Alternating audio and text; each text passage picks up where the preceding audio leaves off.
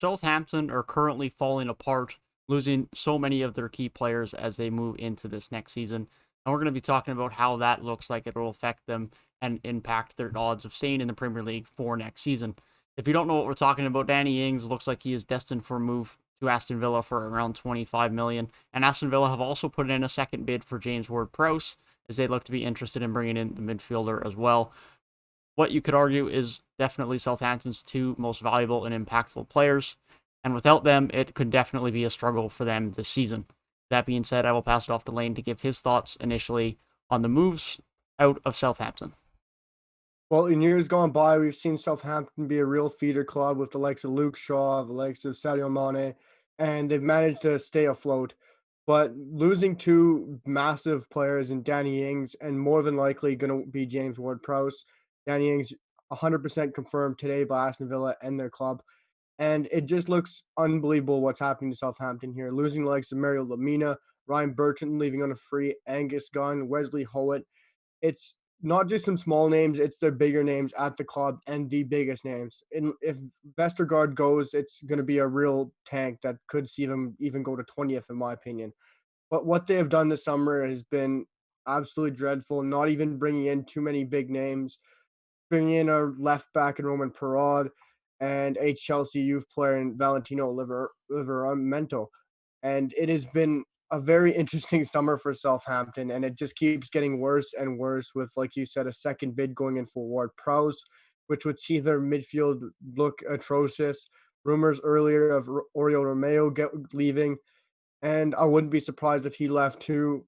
It's just getting awful for Southampton. I don't know how they're gonna manage to stay afloat this year in the Premier League. It really is. It's really not been a good scenario. I'm sure part of that are the impacts of shutdown, not having fans in the stadiums, lack of money, and them needing to get some money back. But this is also going to be a tough spot for them if they end up getting relegated. That's not going to help them financially either, and it just really doesn't look like there's any interest to bring anyone in. And if anything, they're going to just continue to lose players as the window goes on. As you've mentioned, there's been talks that Yannick Vestergaard could leave the summer.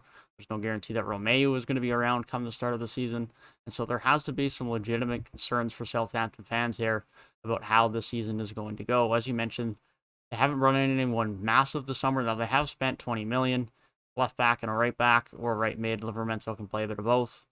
But Pearl's not going to do anything crazy for you. And Livermento's there, but he's probably more of a guy for the future. He might not play that much this season, and if he does, it's going to be a bit of a learning curve as he doesn't have any experience in the Premier League. And that's fine and dandy, but it's not really the type of signings that Southampton need right now. They need some guys that can come in and really be impactful, especially if you're going to be losing guys like Danny Ings, like James Ward-Prowse. Already lost other key players such as Wesley Howitt and Ryan Bertrand. It's really going to be a tough go for them right now, and I think they're really going to need some guys to step up. And surely they've had it happen before. They've let go of some key players. Some guys have stepped up. But I think more so than ever, this looks like a bit more of a scary scenario for them, where it could definitely send them down. I don't know if I trust Che Adams to be that guy up top for them and really lead their attack. I don't know if I trust Romeu if he stays and Diallo to be the only guys in that midfield. And if they do pick up any injuries, and after that, you're starting Stuart Armstrong in the midfield, or you're going to some younger players. It's just really not a good scenario for Southampton right now, and I just don't see how it improves over the course of the next few weeks of the transfer window. Yeah, I completely agree with you. I just don't see Shea Adams being that guy to take them forward, pump in enough goals to keep them in the league to stay afloat. He just doesn't look like that guy who can do it on his own to be able to lift up a team and carry a team. You still got Shane Long and Theo Walcott, two very, very aging Premier League experienced players. They're not going to cut it at all for me. Che Adams won't be able to score enough goals to keep this team up. Oriol Romeo for me, I think he's a fantastic holding midfielder in a challenge. He's great. He can play some nice balls. But losing Ward-Prowse, who's going to score you a lot of free kick goals, who can knock the ball tremendously, long balls, short passes, 1-2s. Losing him will be really dreadful for this team and a real downer for this Southampton side. And the fans are probably going to lose a lot of hope in this team and a lot of hope in the side to keep them up. And I just don't see them staying in this division if they lose the likes of Ward-Prowse and they just keep going down with the club they have. Yeah, certainly. Hopefully they can find the spirit and the will to compete within the club to try and stay up and battle up and stay up in the Premier League for one more year. And then maybe next year they can look to improve the squad. But this is definitely going to prove to be a challenging year for them. I currently have them finishing in 18th. I do have them going down, and now after the departure of Danny Ings, and depending on any future impending departures in the next couple of weeks, I could see them sliding down into 19th or 20th. But I do have them going down. I don't think they're going to have what it takes to stay up this season. But I wish them the best of luck, and hopefully they can compete themselves into a way to try and stay up, similar to how Burnley do year in, year out. Yeah, I wish the Saints the best of luck, but I can't agree with you more. I had them in 18th before the sale of Ings, and I have them exactly in the same place after the sale of Ings. Exactly like you said, if they lose more players, including Ward-Prowse, looks like he will be exiting the door. I just conceive him slipping to 19th, even 20th. I could see Brentford becoming a better club than Southampton as the year goes on. And it just looks terrible for the Southampton side. And I hope they can fight and somehow pull off a Burnley situation.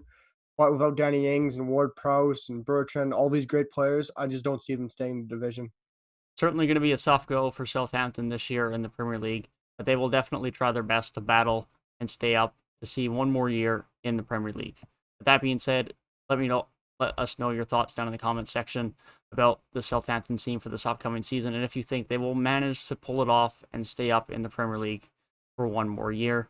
If you did enjoy the video, feel free to leave a like down below and subscribe to the channel if you are new, as we'll be continuing to do Premier League season previews for every team across the league.